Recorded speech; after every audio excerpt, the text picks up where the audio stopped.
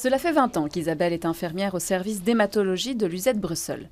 Chaque jour, elle s'occupe des patients qui restent entre 4 et 6 semaines, voire plus, dans ce service. Une spécialisation qu'elle a choisie pour ce contact privilégié. Je voulais quelque chose où je savais grandir, où je savais avoir toujours des variations, pas chaque jour la même chose. L'hématologie est vraiment la suspense, tous les jours ne sont pas les mêmes. On a les contacts avec les patients parce que les patients reviennent régulièrement, sont longtemps chez nous, 4 à 6 semaines.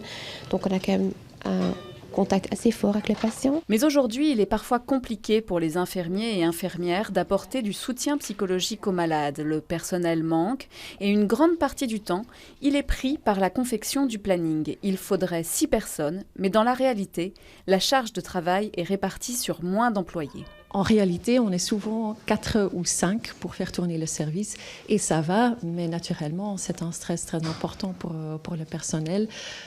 Pas tellement pour les patients, je dois dire, je suis très fière de l'équipe parce que les patients ne remarquent rien du tout, mais pour le personnel, c'est quand même un stress. Pour travailler dans ce service, une année d'études supplémentaires est nécessaire. En plus, une formation continue doit avoir lieu chaque année.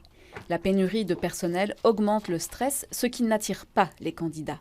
Et puis, le salaire ne suit pas. On demande beaucoup de ces infirmières, ils font ça volontiers, avec enthousiasme, mais ils ne sont pas rémunérés comme il faut, à notre avis. Et ça aussi, on veut montrer qu'on les supporte. Les médecins demandent aussi une revalorisation du personnel infirmier car ils forment une seule et même équipe. Pour fonctionner normalement, le service d'hématologie devrait recruter 4 équivalents temps plein.